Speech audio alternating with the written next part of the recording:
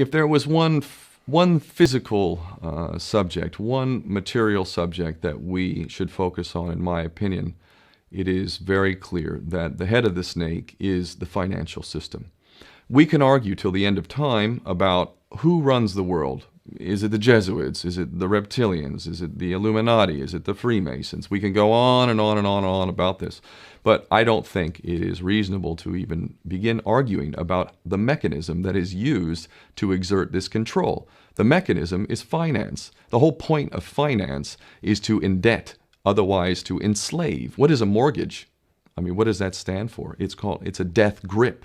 So when you get a mortgage, you have a death grip held over you because you are in debt. You don't even own the house. The bank owns the house that loaned you the money to buy the house, unless you're fortunate enough to have all the money to buy it outright. And even then, you can be taxed by the government, and if you fail to keep up with those taxes, the government can then take it from you. The whole system is based on a financial fraud, which effectively takes the power that we have and it gives it to a tiny group of individuals who are running the world through the control of finance.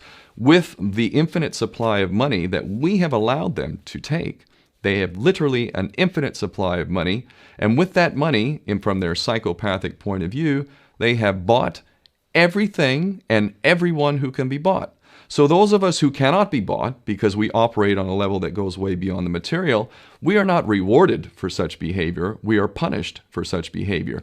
And the most slovenly, disgustingly criminal, pedophilia, corrupt moral individuals, those are the ones that are rewarded in this system, which is upside down. We reward the pedophiles, we reward the corrupt, we reward the liars, we reward the people with no morals at all, and usually we compromise them under this system in terms of maybe a videotape. Maybe Barack Obama is gay. Maybe we have videotape of him having sex with another man, or perhaps some other acts that may be not so popular amongst many of the electorate.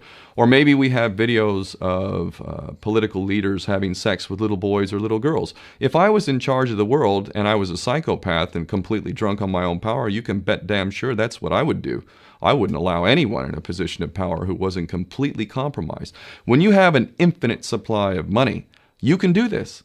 Take that supply of money away, take that power back, put it in the hands of the people, get rid of fractional reserve banking, which is an obscenity in itself. Listen to the lessons of Jesus Christ. If you're a Christian who got really pissed off when he went to the temple and he saw what the money changers were doing, let's take back control of the issuance of money, and not just on a national level. I'm happy to see in Denmark that you have your own currency. You don't have the euro. But on every country's level, they should be issuing their own currency in a transparent, non-usury based way in which it really, truly benefits the people. And in that way, we can literally free ourselves of the banking debt which is drowning us all, and we can stop scrambling for the crumbs from the table of these filthy rich psychopaths and live in a state of abundance just by changing this one thing. And I'm not just talking about abundance for Western nations who have an artificially inflated value with their currencies. We all in the West are guilty of having that reward while the rest of the world is sucking on it. Every nation in the world can use a sensible financial policy to liberate themselves, to have world-class education, infrastructure.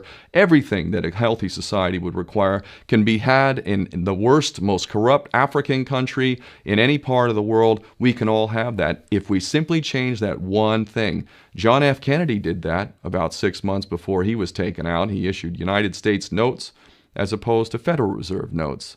I can assure you the powers that be knew the power of that act, and they took him right out. So the bottom line is, if we as people understand this very simple principle, just this one thing, change this one thing, we can solve every other problem you can name. I don't care what the problem is. I can bring it back to the financial system and an infinite supply of money for a bunch of psychopaths who are running the world, as opposed to an abundant supply of money for all of us. So in that sense, I'm very optimistic. This is not rocket science. I am not the smartest guy in the room. We can all understand this. And as soon as we do, we can exercise the same power that we had, but relinquished, and we can have a future for ourselves and our children. There's a lot to be optimistic about, quite frankly.